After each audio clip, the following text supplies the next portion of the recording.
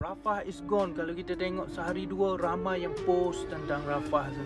Rafah is gone adalah satu kempen supaya kita mengingati tentang Rafah. Rafah sudah tiada, bermaksud 80%, 90% bandar musnah, rumah dibom, ribuan rakyat Palestin yang dibunuh dan terkorban.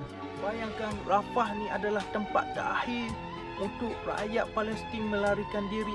Serangan bermula pada utara Gaza, turun kepada Gaza dan Deir al-Balah dan Khan Yunis, dan yang terakhir adalah Rafah.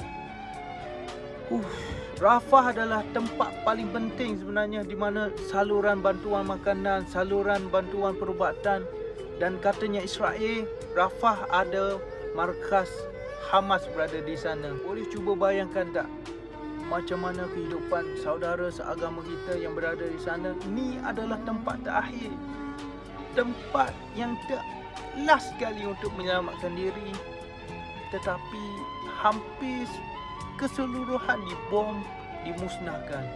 Boleh bayang tak kalau benda ni jadi dekat kita semua? Masya Allah. Kata Imam Syafi'i, jika kamu tidak mampu membantu agamamu, setidaknya jangan berdiri di barisan perusak agamamu.